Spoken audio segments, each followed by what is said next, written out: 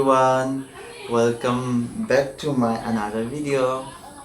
So ngasi se puna maki mafam da aina aigi anagwa video ma puduna lakchare. So mayam puna makpu bidai sai bachane asida amuka hana taram na okchari.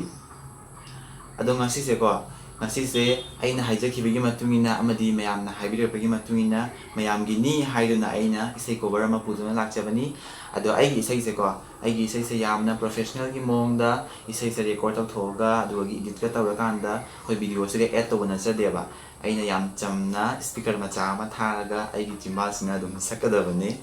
aigi speaker se aigi manaba ma da harubada mana yam hara harona aina pirakpani so dumaina speaker se tharaga aina sakchagadabni isai asina akhoi atop dai kari sunate mayamna su hena pamna kan hena khalle ai su personal favorite ni khoi gi dar bin amadi te chi trana sakhiba aduga da sileiba amadi che balana act kiba boxing gi len haiba film du gi sai angau ba lechil do adu sakchagadabni so mayamna su kinga hibar basu video sidi mile haina bani I mean ai gi sai da sakpada soi kharasu ai comment section da changbi duna feedback bibiro khonjel bu kai rabasu sulbu wana rabasu dagi scale bu soyasu mayamna dum haibiro maramdi ai gi next video da ai amuka hena fagana ba hona ba ngamna bagi so mayam na ma waro biroi soi khasa ma pio so sai hona ba tarasi ko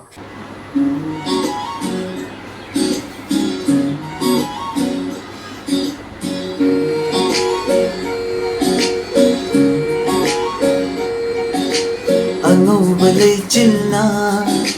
phi jang than ba loi bi ching sang na tum pat li li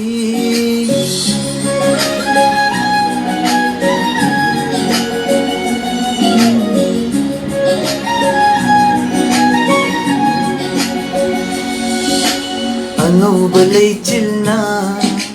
phi jang than ba loi bi ching sang na tum bak li li ai khoi ani gi itau bu ying li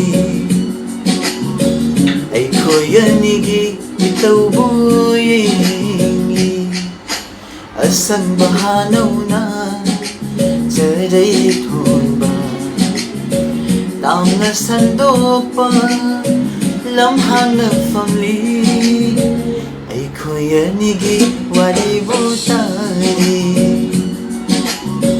ai khoi ani gi wari butari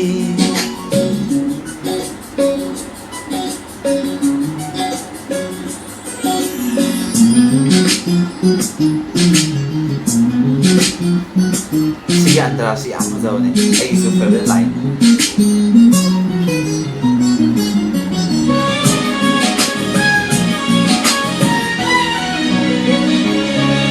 Kuraugi mangana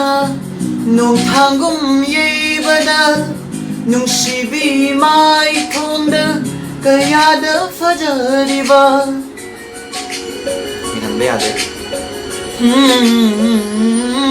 Kuraugi mangana nung thangum yebada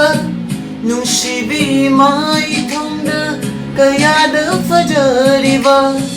loi sin khi ra pamo jai nungol hanba na tause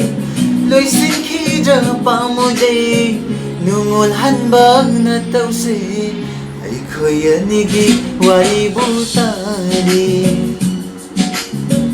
ai khoi ani gi wari butari Losing na che si chagi part sa tu so khasu mayam ro biroi ai singa da su content ba do subat ba umaning dan tawani ai subat ba do umaning dan tawani ba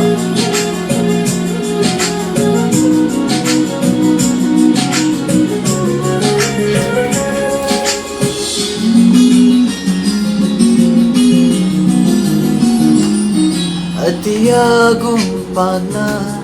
mafam simba nung sibay miti ontog ng lome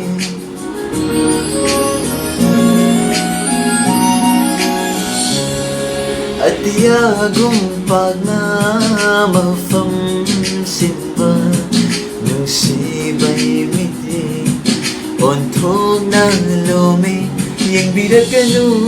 ꯏꯀꯥꯏꯖꯩ ꯄꯥꯈꯠꯆꯩ ꯊꯃꯣꯏꯅ ꯌꯦꯡꯕꯤꯔꯛꯀꯅꯨ ꯏꯀꯥꯏꯖꯩ ꯄꯥꯈꯠꯆꯩ ꯊꯃꯣꯏꯅ ꯑꯩꯈꯣꯏ ꯑꯅꯤꯒꯤ ꯏꯇꯧꯕꯨ ꯌꯦꯡꯂꯤ ꯑꯩꯈꯣꯏ ꯑꯅꯤꯒꯤ ꯏꯇꯧꯕꯨ ꯌꯦꯡꯂꯤ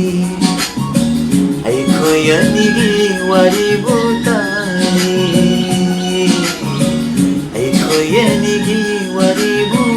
ꯇꯥꯔꯤ. So, ngasigi isay cover asigi mayamda ina khudol tamningba ado mayamna saganingba isay leragasu matung tabada adum haibiro ai amukta punna oina mesa oina sakcharake ado yaragana sum ama isay do ai dum sakcharake tungan tungan oirsu ngasigi di video de sai do silage. So thank you so much, thank you for watching, bye bye, until then.